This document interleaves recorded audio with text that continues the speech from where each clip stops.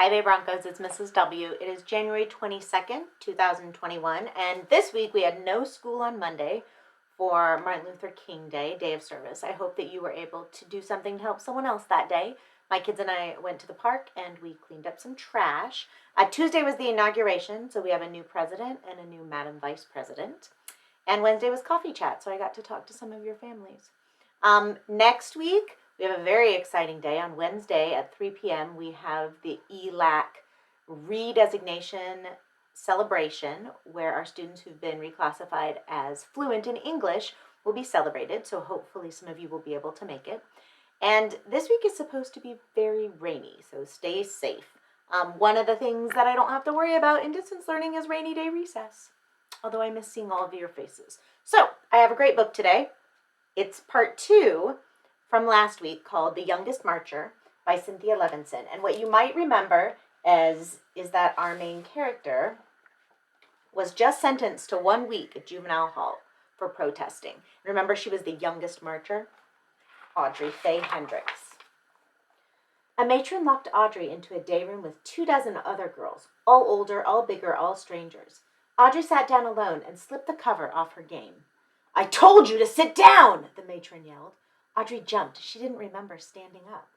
The matron dragged her to a dark, empty room. "When I tell you something, you do it," she commanded, "or I'll leave you here."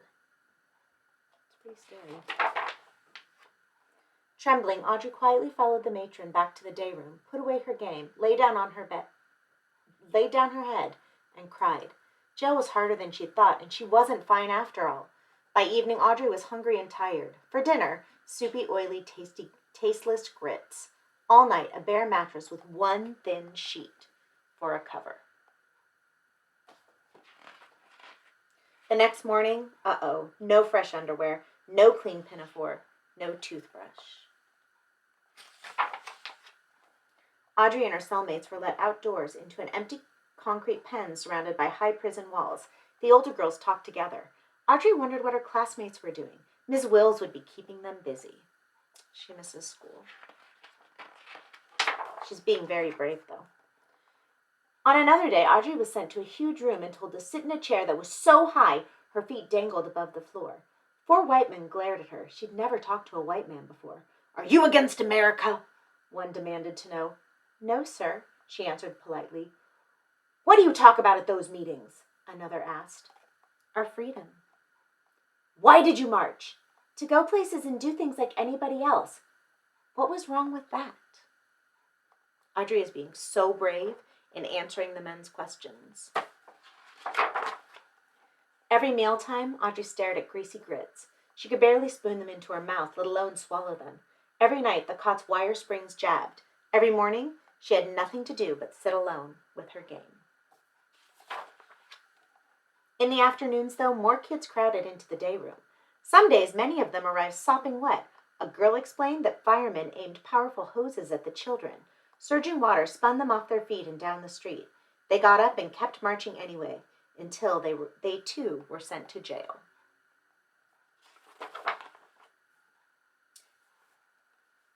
By Audrey's 5th day in detention, the police couldn't squeeze in one more person.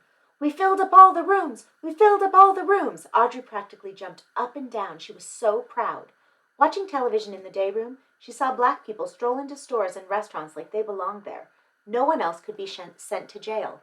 Everything had changed. So you remember that the reason that they're marching is for equality. After 7 days, Audrey went home.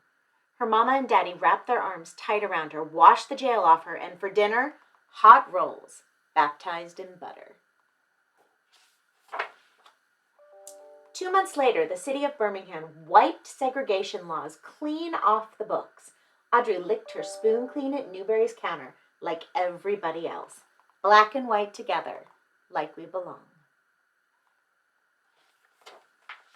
And look, that's the real Audrey Faye Hendricks. And this is a timeline of what happened. So if you remember, this is a true story of Audrey Faye Hendricks, a young civil rights activist.